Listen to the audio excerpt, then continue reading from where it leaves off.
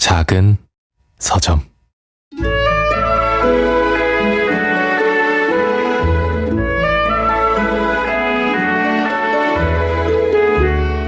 그해 봄, 진경은 나와 헤어질 각오까지 하면서 뉴욕으로 유학을 떠났다.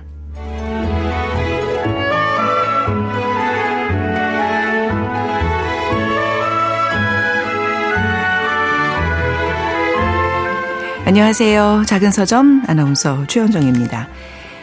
김현수의 소설집 4월의 미, 7월의 솔 첫 문장으로 열었습니다. 주인공이 서촌 한옥에서 지내며 과거 유명 영화배우였으나 스캔들 때문에 미국으로 떠나 살았던 이모의 삶을 회상하는 이야기입니다. 자, 책에 대한 내용은 장유진의 책갈피에서 살펴보고요. 작은 서점 크루들의 특별한 큐레이션, 오늘 이 책도 만나보겠습니다.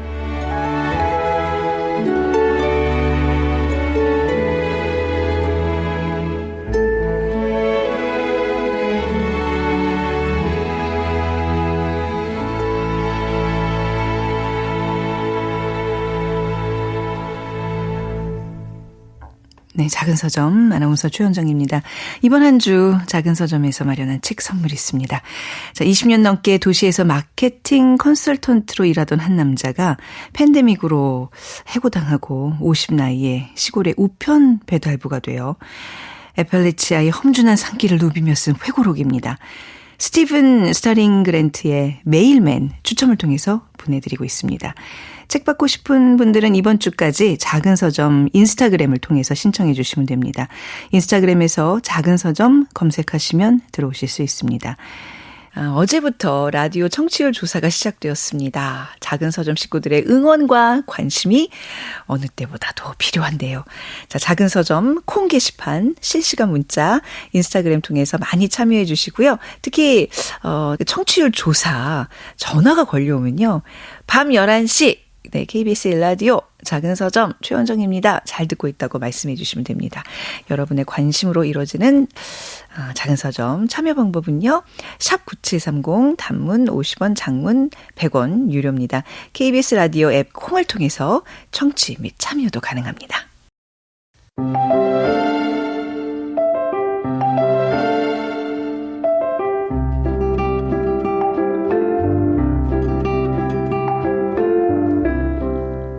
꽃과 잎 사이, 책장과 책장 사이, 사람과 사람 사이 언제든 끼워주세요.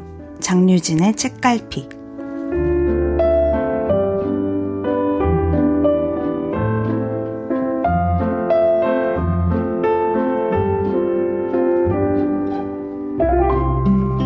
네, 장유진 작가와 함께하는 시간입니다. 어서 오세요. 안녕하세요. 반갑습니다. 얼굴 너무 좋으세요. 좋은 일 있으세요? 봄이 와서 원래 라디오 올 때 제가 화장 안 하잖아요. 오랜만에 화장한 것 같습니다. 이렇게 화사할 수가. 네. 오, 네. 앞으로 종종. 그러니까 여기는 편한 마음으로 오셔도 돼요. 그러니까. 그래서 너무 좋은데. 네. 괜히 오늘은 봄바람이 불고. 기분 전환. 네. 네, 좋습니다. 여러분들에게도 그 좀 산뜻한 봄바람이 좀 전해지기를 기대하면서 문자로 2919님께서 작은 서점은 저에게 있어서 메말라버린 영혼이 편안하게 치유되는 산소 같은 방송입니다. 어떡해. 감동이에요. 그쵸. 그러니까, 아니, 우리 청취자분들이 이렇게 저희를 좀 감동시키는 문장들을 보내주실 때가 있어요. 근데, 우리, 2919님, 너무 좋다. 네. 보람이 있네요. 그쵸. 사실 저희는 이제 전파를 통해서만 대화를 나누고, 청취자분들이 어디 계신지 지금 볼 수가 없으니까 이렇게 계시는구나. 그리고 제 느낌에는 샤이 청취자분들이 굉장히 많거든요. 또 우리 또 책을 좋아하시는 분들은 너무 외향인들보다는 좀 샤이하신 분들이 많은 것 같은데. 네, 좀 많이 보내주세요. 그래야 저희가 그 마음 알죠. 전하지 않으면 몰라요. 그죠? 네. 자, 오늘 소개해 주실 작품은 무엇인가요? 오늘은 김현수 작가님 소설집인데요. 네. 4월의 미, 7월의 솔이라는 단편집이에요. 여기에서 표제작인 이 4월의 미, 7월의 솔 가져왔습니다. 오늘 4월이라서 또 이 책이 딱 생각나신 거예요? 맞아요. 또 4월이라는 단어를 들으면 생각나는 소설입니다. 사실 저는 처음에 4월의 미라 그래서 아름다울 미자 뭐 이런 건가? 그쵸. 7월의 솔, 솔바람, 솔방울, 그런 건가? 생각을 했는데, 이거 제목이 사실 읽어보면 와 이런 상상 이런 정말 표현? 제목이 소설의 많은 부분을 차지하는 네. 소설이다. 왜냐하면 사실 이 소설을 요약해라 그랬을 때 8글자로 요약해라. 4월의 미, 7월의 솔. 끝. 이렇게 요약할 수 있어요. 정말. 그래서 이 미와 솔은 그 음계예요. 그 도레미파솔 할 때.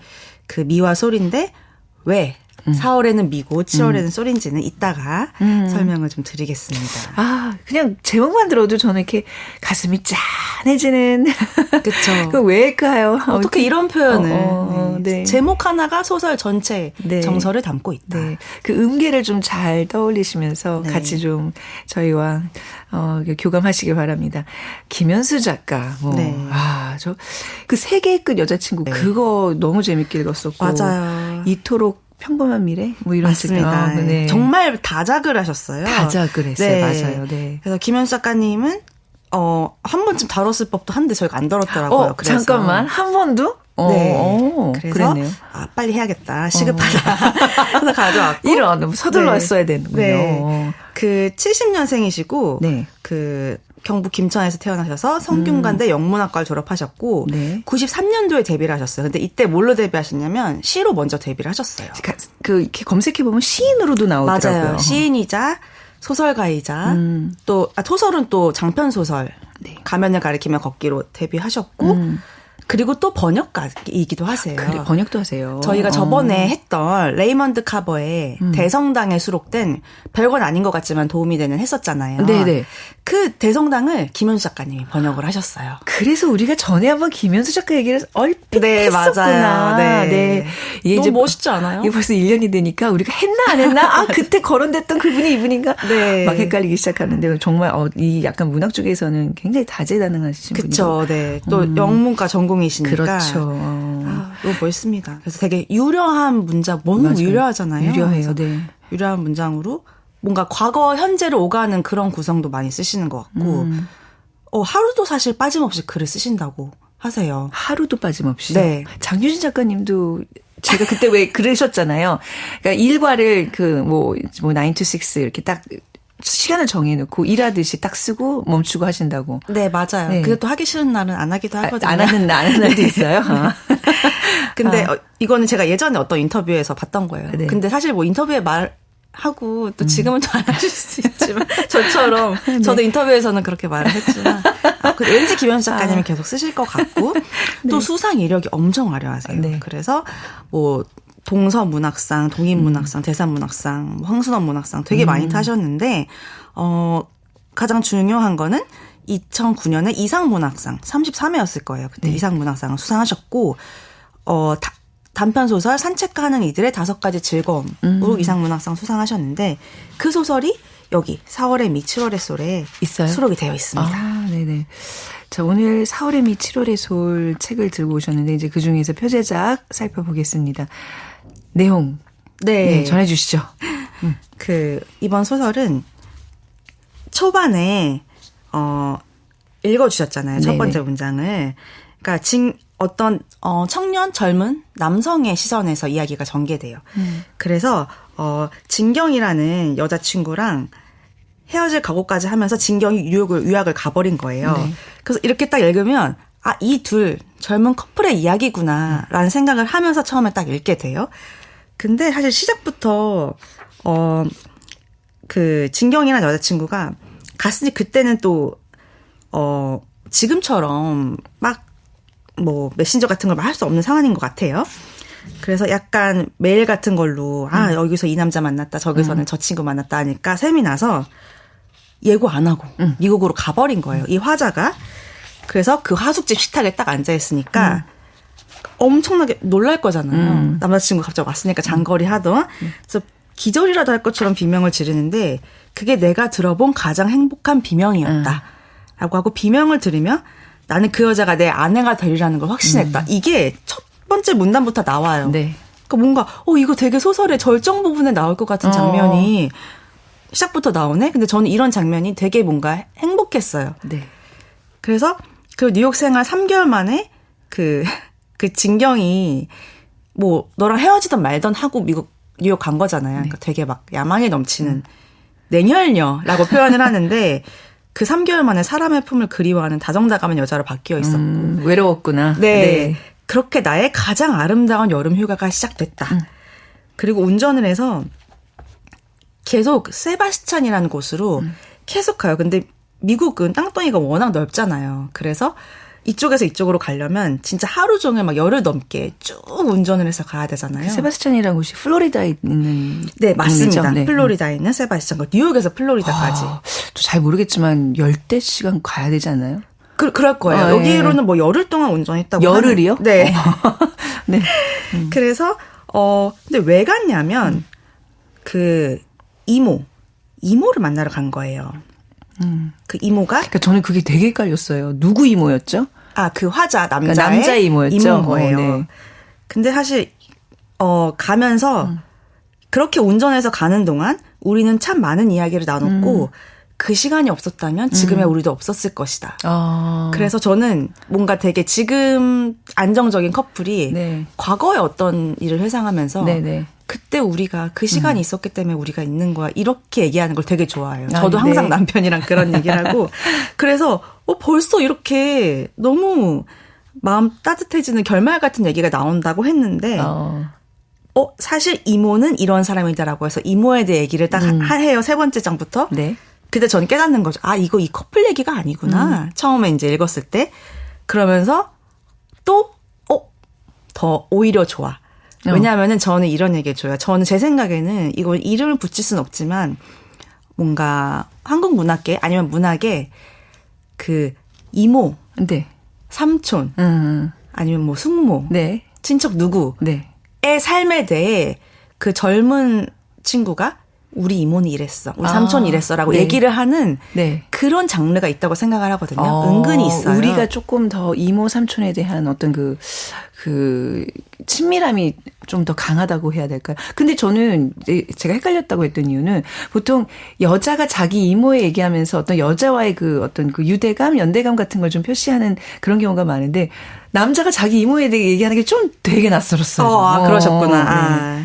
근데 이 이모가 그러니까 그런 거 있잖아요. 미국 가는데 그 누구 우리 뭐 친척 누구 이모도 팸 이모라고 해요. 여기서는 사는데 가지 않을래라는 얘기가 나와서 쭉 갔겠죠. 사실 이 이모가 어떤 이모냐면 차정신이라는 본명이 있는데도 불구하고 자기를 고등학교 때부터 그 옛날부터 나를 파멜라라고 불러라. 그래서 팸 이모가 된 거예요. 그리고 또 얼마나 특이했냐면 김영삼 대통령은 중학교 때부터 장래희망 대통령이라고 썼다던데 이 내 동생은 장래희망이 중학교 때부터 미국놈 마누라였다. 그러니까 해외 국제 결혼하는 게 꿈인 이모의 얘기입니다. 그래서 결국에는 뭐 꿈을 이뤘네. 지금의 미국에 살고 있으니까. 그리고 사실은 영화 배우였던 거예요. 몰랐었어요. 근데 그거를 주인 조카는 몰랐던 거죠. 그래서 팸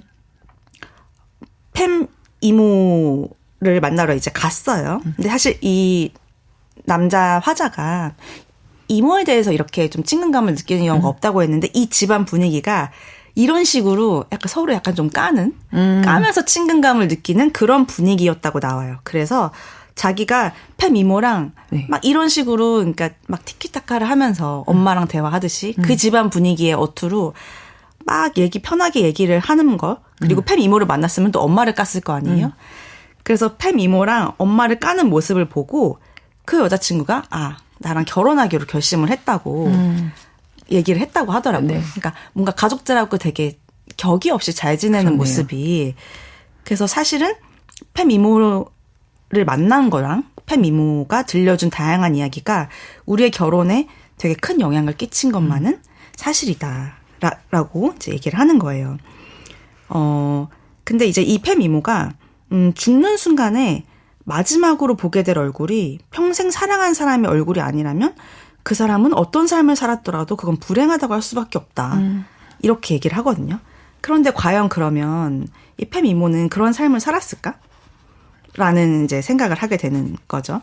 근데 안타깝게도 그 팸 이모는 사랑하는 사람의 얼굴을 보면서 죽는 게 소망이었는데 이모가 사랑했던 사람들은 다 이모보다 먼저 죽었다는 거예요. 그래서 이제 이모에게는 죽어가면서 봐야 할 얼굴이 하나도 남아있지 아는 상황인 거죠. 그러니까 이때 뉴욕 가서 플로리다 가서 만났을 때는 네. 그 이모부 폴이 있었어요. 네. 있었는데 나중에는 폴이 먼저 죽은 거죠. 그래서 폴이 죽고 나서 그 이모가 한국으로 다시 오죠. 네. 네. 한국에 또 어디로 갔냐면 네. 제주도 서귀포. 네. 에 간 거예요. 뭔가 사연 있는 동네였나요? 네, 그렇죠. 그래서 폴이 죽기 전에 네. 자기 이제 죽은 남편이죠. 갑자기 불교 신자가 됐다는 거예요. 자기 죽을 거 생각하니까 윤회를 해야겠다. 네. 이래가지고 나는 꼭 다시 태어날 거다. 그리고 너랑 다시 결혼을 할 거다. 이렇게 얘기를 했다는 거예요. 근데 서귀포에서 왜 다시 폴을 만나려고 하는 거지? 왜 하필 서귀포에서 다시 태어난다는 거냐. 이제부터 사연이 나옵니다. 네. 어떤 사연인지 제가 낭독을 해드릴게요.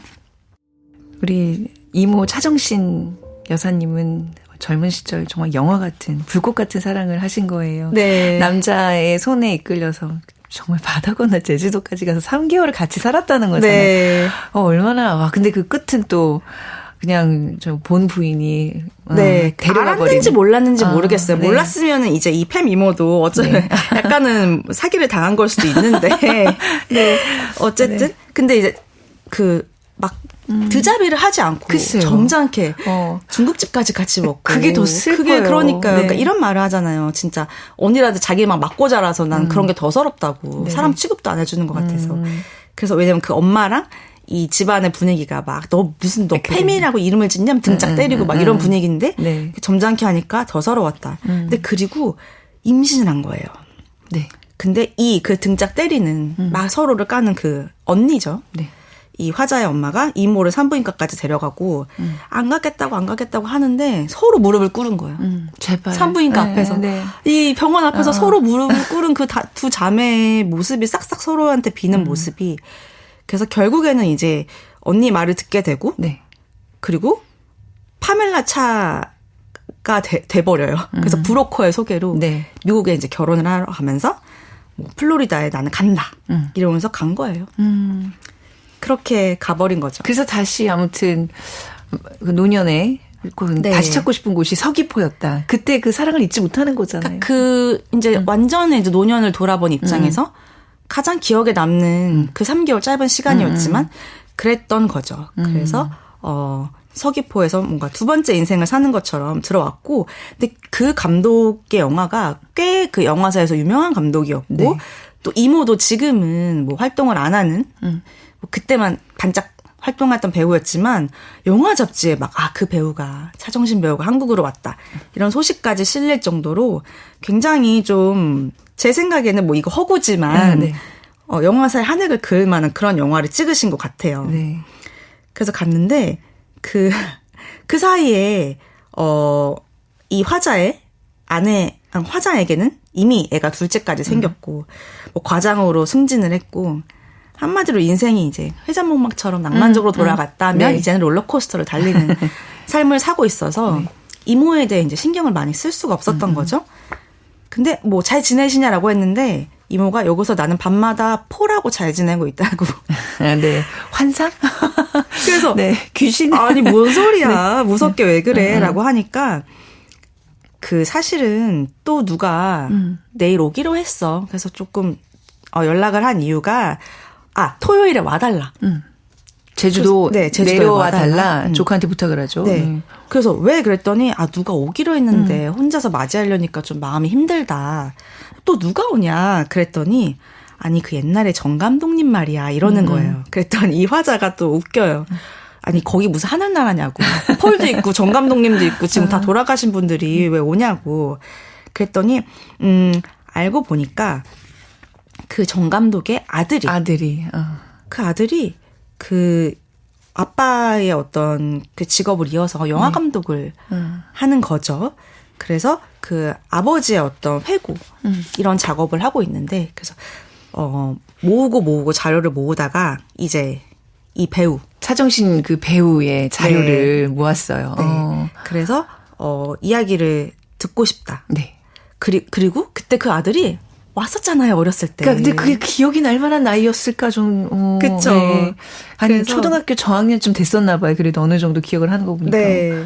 그래서 만나고 싶다 그래가지고 온 거예요. 그러니까 아빠의 불륜연대. 그래도 아들은 뭔가 그 영화의 한 그 영화인으로서 네. 그저 또 아빠에 대한 그리움으로 그 여자가 보고 싶었던 거예요. 네. 네.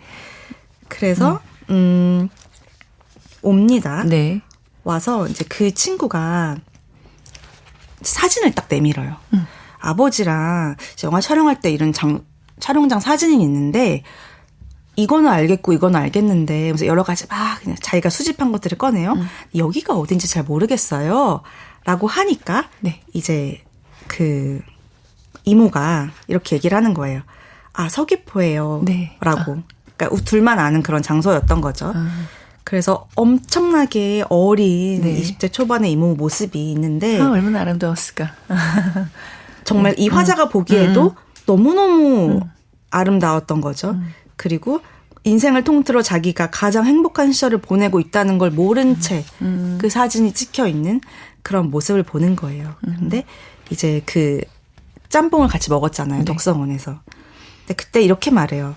그때 그 짬뽕 먹을 때 지금은 영화 감독이자 그때 아이였던 저는 계속 선생님만 보고 있었는데 선생님이 고개를 한 번도 들지 않으셨다. 그래서 선생님 정수리를 보는데 정수리만 계속 보는데 네. 뭔지 제대로 설명할 수 있는 어떤 슬픈 마음이 들었고 너무 혼란스러웠다. 왜냐하면 나는 어머니를 사랑하고 있으니까. 그래서 그때 처음으로 영화든 소설이든 어떤 이야기를 이런 감정, 말로 표현할 수 없는 감정을 만드는 사람이 되고 싶다는 생각을 처음 했다는 거예요. 그 짬뽕 먹으면서 정수리를 보면서 네. 이야기를 하고 이제 가요. 네. 가고 이모와 이 화자가 같이 이제 차를 타고 오면서 아유 어떻게 걔는 생김새나 말투나 행동거지까지 다 그 감독이랑 비슷하냐 이러면서 그 이야기를 하면서 이제 오는 거예요. 그러면서 요 마지막 부분만 살짝 읽을까요? 네. 어떤 생각을 했는지. 네. 그럼 사실 이 단편의 제목이 짬뽕이 될 수도 있었을 텐데. 그쵸. 네, 4월의 미, 7월의 소리거든요. 네. 저는 이제 얘기해 주시겠지만 그 함석지붕이 있었던 그 제주도에 그 3개월 동안 사랑하는 사람과 살던 그 짧은 기간에 어떤 추억이 담긴 그 집. 이게 그 타타타타타 떨어지는 그쵸. 그 양철북 소설이 나오는 그 타타타타 네. 그 슬레이트 지붕을 그 치는 그 빗소리를 저 진짜 좋아하거든요. 어머. 그래서 학교 다닐 때 그 우리 학교 앞에 그 슬레이트 지붕에 목살 연탄구이집이 있었어요. 그래서 비 오면 무조건 거기 가서. 그래서 한동안 입사하고 나서도 이제 저희 이제 동문들 몇 명 있을 거 아니에요. 네. 너 아니? 나 알아. 비 올 때 무조건 가야 돼. 이렇게 그야말로 연대가 돼서. 너무 낭만적이다. 네, 그래서 비 올 때마다 가끔 갔었는데 요즘 없어졌어요. 아마 제가 상월 얘기하면 아시는 분들 있을 거예요. 그 함석 지붕이 주는 그 추억이 네. 있는데 그거를 제목으로 지금 이렇게 차용을 하신 거잖아요. 그렇죠. 이분이. 네. 그리고 빗소리를 그 음정으로 기억한다는 방식이 네. 되게 인상적이고 네. 왜 4월의 미 7월의 소리였을까 생각을 해봤거든요. 네. 근데 사실 4월의 미였어요. 근데 7월의 소리였어요. 근데 이 이모는 네. 그 다음에 또 라가 되고 시가 되고 점점 올라갈 거라고 생각을 했겠죠. 그러니까 이제 그 함석 지붕을 치는 그 소리의 그 느낌인 거예요. 네. 4월에는 미 정도였다면 7월에는 솔 계속 사랑이 계속 깊어지는 거죠. 네. 계속 기분이 막 좋아지고 있는데 더 이상 올라가지 않고 소리에서 네. 딱 끝난 거예요. 네. 여기까지였던 거죠. 그러니까요. 4, 5, 6, 7. 그러니까 4월에서 7월 그 3개월간의 네. 그 음계를 표현하는데 와, 이 표현을 들으면서 와, 지금 내 인생은 어떤 음반을 지금 치고 있나 별별 생각을 다 했어요. 어디까지나 갈 수 있을까. 그러네요. 저는 고음불가인데 내 인생도 고음불가로 가면 어떡하나. 아, 네. 근데 저는 김현수 작가님이 시인이시기도 하시잖아요. 네, 네. 그래서 그렇네요. 이렇게 시적인 표현을 쓰실 수 있었던 것 같아요. 그 서귀포 정방동의 덕성원 얘기가 이제 2번 나오잖아요. 네. 네. 그 사랑했던 남자랑도 자주 갔었고 그 아들과 마지막 만남. 네. 실제로 있는 중국집이래요. 있는 곳이에요? 그렇대요. 어머. 예전에 어디 김현수 작가의 그 이렇게 네. 인터뷰 같은 걸 봤는데 실제로 있고. 아, 근데 그렇구나. 거기는 짜장면을 잘하는 곳인데 여기서 이제 짬뽕을 주인공들이 먹잖아요. 그렇다 그러더라고요. 네. 가보고 싶다. 그러게. 서귀포. 그러니까 정방동 덕성. 아직 네. 깨는지는 모르겠습니다만. 네. 아, 진짜 이게 뭔가 잔잔하면서 그 느낌이 참 아름답다. 네. 서정적이다. 이 문장이 사실 너무 아름다워서 네. 직접 꼭 읽어보시기를. 혹시 이 책의 다른 작품들도 이런 결인가요? 사실 네, 그렇고 예전에 무한도전은 어떤 밈 중에 네. 그거 아세요? 게임을 했는데 졌어. 박명수 씨가 게임을 했는데 졌어요. 그러면은 사실은 박명숙 씨가 에이스가 아니었습니다 하는 거 아세요 혹시? 졌지만 네. 얘 에이스 아니다. 더 좋은 사람이 있다 하면서 다음 타자가 나와서 게임을 하는 그런 어떤 유행어가 있는데 제가 이 4월의 미 7월의 소리 너무너무 좋다고 지금 거의 뭐 30분 가까이 말씀을 드렸잖아요. 사실 4월의 미 7월의 소리는 저의 최애가 아니에요. 이 소설집에서. 뭐예요? 더 좋은 게 너무너무 많아요. 그러니까 하나를 뽑을 수가 없어요. 깊은 밤 기린의 말도 정말 유명하고 벚꽃새도 네. 좋고 네. 일기예보의 기법 그리고 주생뚜 뒷비니를 듣던 터널의 밤이랑 이 소설도 진짜 별표 쳐놨네요. 그리고 푸른색으로 우리가 쓸 수 있는 것. 인구가 나다. 여기 되게 왜 이렇게 많지? 다네 다. 모든 소설이 네. 다 너무너무 좋고 네. 또 특히 이상문학상 수상작인 산책하는 이들의 5가지 즐거움 이것도 수록되어 있으니까 네. 이거는 정말 뭐 하나 빠진 소설이 없이 다 너무 좋은 소설집이라서 네. 사실 김현수 작가님 너무너무 다작을 많이 하셨잖아요. 그리고 또 최근에는 또 그 일본 작가분이랑 크로스 기획으로 해서 북다라는 출판사에서 나온 것 같은데 같이 책을 쓰시는 그런 프로젝트에도 최근에 참여하셨고 그래서 김현수 작가 유명해서 읽어보고 싶은데 너무 많아서 뭐부터 읽어야 될지 모르겠다 하시는 분들은 저는 개인적으로 이걸 권해요. 아, 김현수 작가의 입문작으로 코스로 저는 좋습니다. 나쁘지 않다. 왜냐면 중간에 네. 있는 거거든요. 딱 이 책이 너무 네. 첫반도 아니고 네. 너무 후반도 아니고 저는 이걸로 입문하시는 것도 아주 좋은 방법일 것 같아요. 4월이잖아요. 가슴이 뭔가 말랑말랑하면서도 헛헛해지는 요 계절. 네. 여러분들의 정말 동반자가 될 수 있는 좋은 책이 될 것 같습니다. 네. 자, 그러면 이 소설과 어울리는 노래 골라오셨죠? 이상순 님의 네. 너가 종일 내려라는 곡인데요. 이게 이상순님 솔로 앨범이에요. 근데 또 제주도 하면 또 그렇죠. 이상순 님이 떠오르잖아요. 네. 근데 이게 또 선우정아 님이랑 듀엣곡이에요. 자, 정말 요즘 딱 어울리는 작품 김현수 작가의 4월의 미 7월의 소울 함께 했고요. 또 저희 이상순과 선우정아가 함께하는 내가 종일 내려. 사실 네 이거 발음 잘해야지 의미 전달이 되는데 좀 어렵죠. 어떻게 하는 구분하는 거예요? 이게 내와 내가 다르긴 한데 저는 이게 뭔가 제가 발음이 정확하지 않다는 생각 때문에 그냥 너라고 해요. 그래야 뭔가 어감이 살지 않아요? 그렇죠. 네. 눈으로 봤을 땐 구분이 되는데. 그러니까요. 네. 너가 종일 내려 띄워드리면서 장준 작가와는 여기서 인사 나누겠습니다. 오늘 또 너무 또 봄봄했어요. 감사합니다. 감사합니다. 네. 작은 서점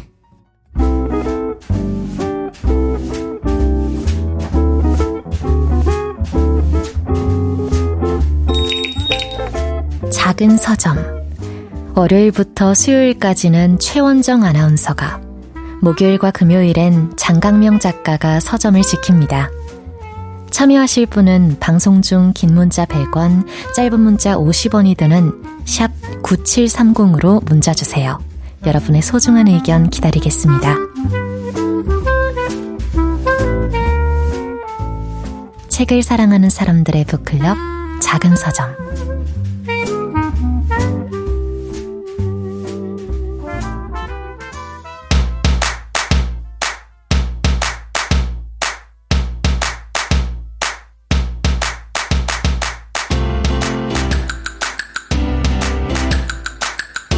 작은 서점 크루들이 세심하게 고른 보석 같은 책을 소개해드립니다. 오늘 밤을 위한 특별한 큐레이션, 오늘 이 책.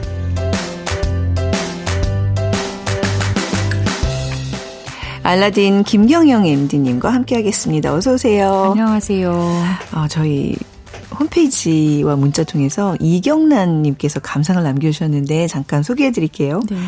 늦은 밤마다 작은 서점에는 책을 들고 마중 나오는 친절한 서점지기들이 있습니다. 그날은 김경영 앤디님의 소개로 노나 페르난데스의 보이저를 만났고 죽은 자와 산 자가 서로를 돌볼 수 있다는 내용이 저에게 큰 위로가 되었습니다. 다 읽고 나서 책을 꼭 안아주기까지 했답니다. 이렇게나 작은 책이 주는 큰 울림으로 마음이 벅찼다고, 그래서 감사하다고 늦게나마 전하고 싶습니다. 밤하늘의 별처럼 작은 서점도 영원히 반짝이길 기원합니다. 하셨는데 이경란님 작가세요. 글을 너무 따뜻하게 잘 쓰시는. 너무 감동적인 리뷰네요. 우리 리뷰 모아서 책 한 권 낼까요? 제법 이게 책을 많이 읽는 분들이라서 그런지 범상치 않은 이런 감상평들이. 책을 꼭 안아주셨다고. 그러게요. 좋네요. 이경란 작가님 감상평 잘 봤습니다. 이제 4월이에요. 그래서 요즘 그때도 어느 분이랑 얘기했죠. 이 표지들이 계절 탄다고. 저였던 것 같아요. 그래요? 네. 굉장히 예쁜 색감의 책을 오늘 들고 오셨네요. 표지가 정말 예쁘죠? 봄 같은 색감의 네. 예쁜 책인데요. 이 책은 다다서재 출판사에서 나온 지카우치 유타의 왜 나의 다정함이 당신을 상처 입힐까입니다. 왜 나의 다정함이 당신을 상처 입힐까? 이거 뭔가 이렇게 심쿵하다 그래야 되고 뭐 이렇게 마음이 확 주저앉는 느낌. 그래 내가 괜히 다정한 척, 친절한 척해서 상대를 힘주겠구나. 뭔가 주마등처럼 확 옛일들이 좀 스쳐 지나가는 그쵸. 그런 느낌 있잖아요. 그런 내용이에요? 약간 그 제목에 후킹되는 그런 것이 있는데 네. 그런 내용일 수도 있고 아닐 수도 있는 것 같아요. 이게 어떤 약간 심리서 같기도 하고 제목만 네. 보면 연애 상담 책 같기도 한데 그런 내용은 아닌 것 같고요. 네. 어쩌면 그 내용을 포함할 수도 있을 것 같은데 그보다 조금 더 넓은 돌봄과 이타의 윤리학에 대해 말하는 책입니다. 돌봄과 이타의 윤리학이라. 자, 어떤 내용인지 좀 자세히 설명을 해주셔야 되겠죠? 네, 이 책의 내용에 대한 본격적인 설명 이전에 이 책을 둘러싼 이야기들을 먼저 조금 해보겠습니다. 우선 다다서재 출판사는 꾸준한 결로 책을 내는 출판사예요. 그 독자들 중에 출판사를 이렇게 따져가면서 책을 읽으시는 분들이 그렇게 많지는 않으실 텐데요. 네. 이 출판사는 어떤 책을 내는 출판사고 또 그전에 어떤 책들이 있었고 이런 것들을 좀 살펴보면서 읽으면 책세계에 더 정을 붙일 수 있어요. 근데 사실 출판사도 출판사 나름이고 또 어떤 특정한 방향성이 없는 곳들도 있지만 뚜렷한 철학과 색이 있는 곳들도 있거든요. 네. 근데 다다서재는 굉장히 특색 있는 출판사 중에 한 곳이에요. 다다서재의 주요 키워드는 돌봄입니다. 그래요. 돌봄을 주제로 한 책들을 주로 내는 곳이라고요. 좀 특이하네요. 그렇죠. 조금 더 구체적으로는 그 돌봄의 철학에 관한 책들이 많이 나오는데요. 네. 예전에 김유리 MD님이 잊기 힘든 사람들이라는 책을 오늘 이 책에서 네. 소개하셨던 걸로 기억하는데 그 책도 다다서재의 책입니다. 네네네. 그 책도 정말 좋아요. 네. 제가 오늘 소개할 왜 나의 다정함이 당신을 상처 입힐까를 읽으면서 네. 그 책 생각이 많이 나더라고요. 네. 아무래도 좀 같은 곳에서 나온 책이다 보니 통하는 결이 있는 것 같습니다. 그러니까 잊기 힘든 사람들 있다. 그 쌍시옷의 이시거든요. 그러니까 임상 심리학자가 돌봄 시설에서 조현병 환자들과 이제 4년간 함께 지낸 그 경험담들이었는데 혹시 이 책의 저자도 뭐 심리 상담 쪽이신가요? 이번 책의 저자 지카우치 유타는 교육자이자 철학 연구자예요. 심리상담가는 아니고요. 네. 작년에 이 저자의 우리는 왜 선물을 줄 때 기쁨을 느끼는가가 나왔었어요. 일본에서 많은 상을 받은 책이었고요. 네. 한국에서도 판매가 상당히 많이 됐었습니다. 근데 그 책은 단순히 말하자면 받는다라는 개념에 대한 책이었고요. 네. 그 다음으로 나온 이번 책은 준다라는 개념에 대한 책입니다. 받는다 다음에 준다. 이게 마치 이렇게 쌍을 이루면서 나온 속편 같은 개념이라고 봐야 될까요? 네. 준다는 개념이 이제 돌봄과 연결이 되는 거네요. 네, 맞습니다. 이 저자의 서술 방식이 저는 굉장히 특이하다고 생각하거든요.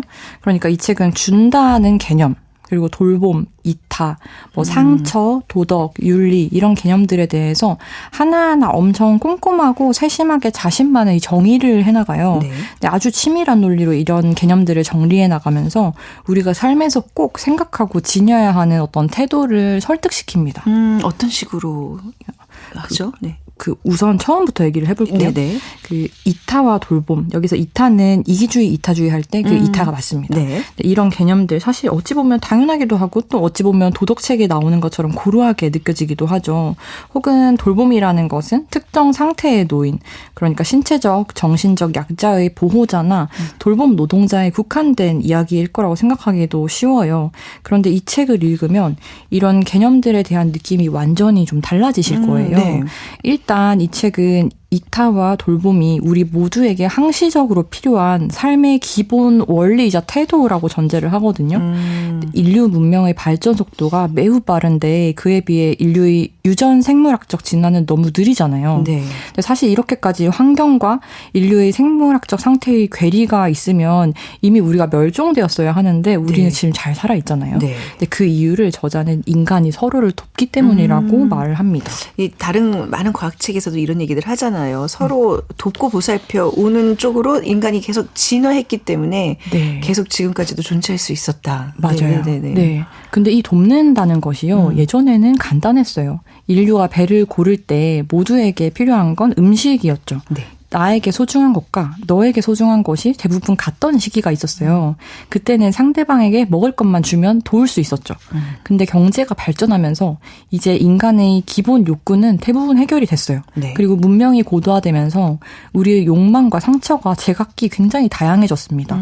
그래서 이제는 나에게 소중한 것을 상대방에게 준다고 해서 통하지 않게 되었습니다. 근데 왜 지금 그 맥락이 왜 나의 다정함이 당신을 상처 입힐까?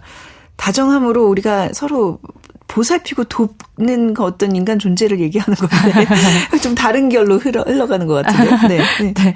이게 네. 뭐 예를 들어서 설명을 해보자면 네. 어떤 돌봄이 필요한 상대가 있어요. 상처를 받은 사람이겠죠. 네. 근데 이 사람을 돌보고 싶어서 내가 소중하다고 생각하는 어떤 말이나 행동, 뭐 물질적인 것을 줘요. 네. 그런데 이 상대에게 이제 그건 전혀 쓸모없거나 오히려 더 나를 다치게 하는 것일 수도 있는 상황적인 여건이 이미 우리 주변에 형성되어 있는 겁니다. 문명이 네. 너무 고도화되었기 때문에.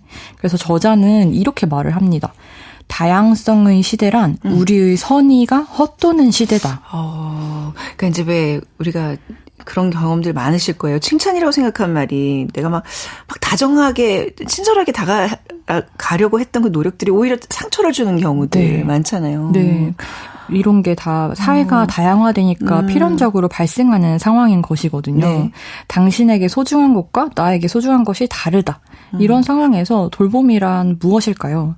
책에서는 이렇게 말합니다. 돌봄이란 타인이 소중히 아끼는 것을 함께 소중히 하는 행위 전체를 가리킨다. 그러니까 돌봄이 어떤 특정한 상황에 국한되는 게 아닌 거죠.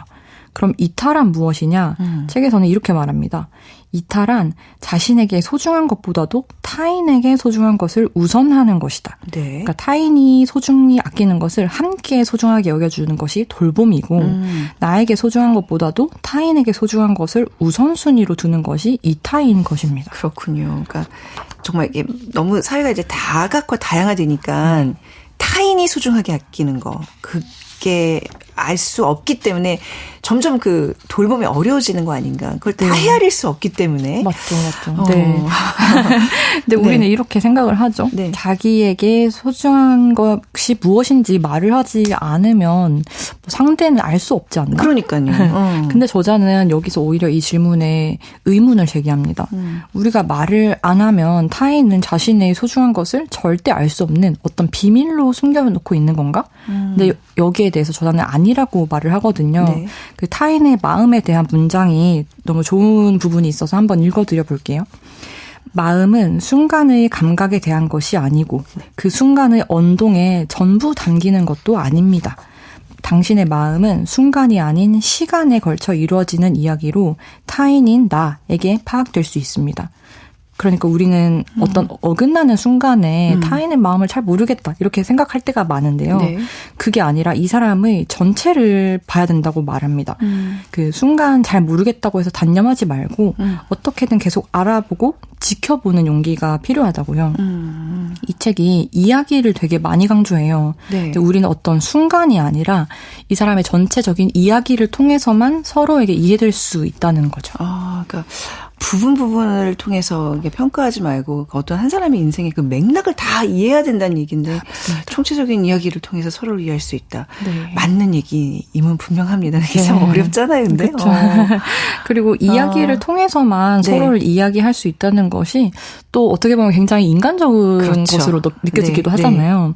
그 AI에겐 요즘 AI 이야기가 워낙 많이 나오니까 AI에겐 이야기가 없잖아요. 그러니까 AI와 이야기에 관한 이야기가 나와서 말인데 있는데 책에 나온 영화 이야기를 말씀드리고 싶어요. 어떤 영화 언급하고 있죠? 그 영화 아이 로봇에서요.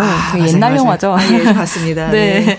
주인공 그 스푸너 형사가 퇴근하고 집에 가는 길에 교통사고가 나요. 네. 3종 추돌 사고인데요. 이 스푸너 형사가 탄 차와 또 다른 승용차 하나가 사고 직후에 물에 빠집니다. 상대방 차에는 부녀가 타고 있었는데 네. 아버지는 이미 숨진 상태고 어린 딸은 살아있어요. 아주 급박한 상태입니다. 근데 그 순간 사고 현장을 지나던 로봇이 여자아이가 아니라 스푸너 형사를 구해요. 네. 근데 형사가 소리 지르면서 나 말고 저 아이를 구하라고 하는데도 로봇은 그 순간 살 수 있는 확률, 데이터를 따져서 높은 확률인 스푸너 형사를 구한단 말이에요. 네. 결국 아이는 죽습니다. 근데 그 후로 스푸너 형사는 로봇을 믿지 않게 되어요. 네. 인간이라면 아이를 구했을 거라고 말을 하죠. 어떤 기계적인 지침에 의해서 나를 구하는 게 아니고요. 그렇죠. 그게 이제 바로 우리가 요즘 우려하고 있는 그런 AI 인간 그 AI라는 기계와 이제 인간의 네. 다른 지점들인데. 네. 근데 이 영화의 내용이 지금까지 우리가 얘기한 그 네. 돌봄 이타와 어떤 관련이 있는 거죠? 이게 이타의 개념과 관련이 있어요. 예. 사실 이런 상황에서 아이를 구하는 게 논리적이고 합리적이지는 않잖아요. 왜냐하면 네. 데이터 상으로 스푸너 형사를 구하는 게 더 확률이 높았으니까. 그렇지만 우리는 인간으로서 나 말고 아이를 구하라고 소리 지르는 스푸너 형사의 마음을 어느 정도 다 공감하잖아요. 네. 근데 인간이랑 그리 논리적이지 않은 존재라는 방증이죠. 네, 책에서는 이타란 자신에게 소중한 것이 있음에도 불구하고 타인에게 이끌려서 자신의 소중한 것을 놓아버리는 것이라고 말을 하거든요. 네. 그래서 이타에는 필연적으로 갈등이랑 균열이 있어요. 근데 시스템이나 사회나 그리고 내 자신이 중요하다고 여겨온 뭐 도덕이나 룰 이런 것들을 뛰어넘으면서까지 타인을 향해 손을 뻗는 순간에 오는 어떤 균열인 거죠. 그러면 사실 의문이 있을 수 있잖아요. 네. 나의 소중한 것을 놓아버리면서까지 이탈을 해야 되는 이유가 뭔가. 그러니까요. 그러니까 우리 다 모두가 이제 한 사람 한 사람 내 개개인 다 소중하고 의미가 있는 존재인데 굳이 나에게 그런 소중한 걸 놓치면서 타인에게 그걸 소중한 걸 바쳐야 되나 이런 반론이 제기될 수밖에 없겠네요. 그렇죠. 이 지점에서 저자는 네. 자기 희생이랑 이타를 구분합니다. 네. 그냥 내 것을 놓치기만 하는 거는 자기 희생이에요. 네. 근데 진정한 이타에는 자기 변화가 따라온다고 말합니다. 네. 누군가를 위해서 나의 소중한 것을 놓아버림으로써 내가 변하는 거예요. 그러니까 이전과는 다른 내가 되는 거죠. 네. 그렇다면 나의 소중한 것을 소중하다고 생각했던 그 내가 변하기 전, 이전의 나는 이미 사라진 존재이기 때문에 내가 놓친 게 아니게 되는 거거든요. 네. 그리고 저자는 이것이 곧 자기 돌봄이라고 말합니다. 자기 돌봄이다. 네. 자기 돌봄은 내가 나를 돌봐야지 한다고 가능한 게 아니래요. 네네. 이타에 필연적으로 따르는 자기 변화를 통해서 가능하다고 합니다. 다른 사람의 소중한 것을 위해 내 것을 놓치는 순간에 어떤 균열이 발생하고 그 균열이 나를 바꾸고 그렇게 해서 자기 돌봄이 일어난다. 굉장히 도덕 이상의 것을 얘기하고 있는 굉장히 심오한 책이네요. 네. 그 표지를 봤을 때 드는 산뜻한 느낌보다 더 깊은 곳이 있죠. 이 책이 문장이 감동적인 부분이 되게 많아요. 그렇군요. 네, 그 부분에 관해서도 꼭 읽어드리고 싶은 부분이 있어서 들려드릴게요. 네. 타인의 상처에 이끌려서 우리는 돌봄을 합니다. 그리고 그 돌봄 속에서 자신도 모르게 스스로 변하고 맙니다. 이타가 일어나고 자기 변화에 다다릅니다.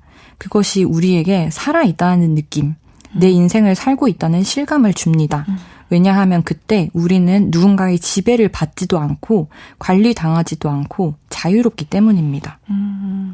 결국 자기 돌봄의 궁극적인 목적이랄까요? 지향점은 내 스스로 자유로워지기 위함이다. 네. 근데 이게 굉장한 철학서인데 네. 개념들이 꼬리를 물고 좀 이어지는 느낌? 그렇죠. 네, 이거는 그냥 스르륵 읽는 책이 아니라 한참을 내 맞아요. 스스로 좀 생각도 깊게 해야 되는 그런 시간이 좀 필요한 책이네요. 네, 아주 정확히 파악하셨는데요. 네. 이 책이 아름다운 지점이 바로 그거예요. 네. 아름다운 지점이라고도 표현하시네요. 네. 사실 제가 이 책의 내용을 오늘 20분 안에 설명을 하려다 보니 굉장히 얄팍하게 회 뜨듯이 살짝 떠서 오늘 소개를 했는데요. 네. 실제로 읽어보시면 엄청나게 치밀한 논리가 이어지거든요. 네. 이 돌봄과 이탈을 설명하기 위해서 뭐 신뢰나 언어, 상처, 비애 등등에 대한 이야기가 마치 건물의 벽돌을 쌓듯이 하나하나 올라가거든요. 네. 근데 그렇게 쌓이는 중간중간에 이렇게 팍 터지는 깨달음들이 있어요. 그래서 보통 논리에 아름답다라는 표현을 잘 쓰게 되진 않는데 네. 이 책을 읽으면서는 감동받으면서 제가 아름답다고 느끼는 순간들이 꽤나 많았습니다. 네. 이 책은 한 번 읽고 끝내는 책은 아닌 것 같고요. 삶의 어떤 주요한 순간들에 읽게 될 책 같아요. 어떤 종류든 어떤 돌봄이 필요한 어떤 종류의 관계든 돌봄이 필요한 순간들이 오잖아요. 네. 근데 그럴 때마다 또 들춰보면 또 다른 깨달음을 그때마다 다르게 느낄 수 있을 책이라고 생각을 했습니다. 네. 뭔가 어디선가 좀 상처를 받았거나 누군가의 관계에서 좀 고민이 많거나 뭐 그 이상의 시간이 되는 사람들은 좀 네. 읽으면서 나의 수양을 위해서 좀 갖는 맞습니다. 시간을 갖는 네. 돌봄과 이탈에 관한 철학서. 지카우치 유타의 왜 나의 다정함이 당신을 상처 입힐까? 김경영 MD의 소개로 들어봤습니다. 감사합니다. 감사합니다. 네, 저희가 준비한 책 선물 여기까지입니다. 오늘 작은 서점 문 닫겠습니다. 지금까지 아나운서 최현정이었습니다. 고맙습니다.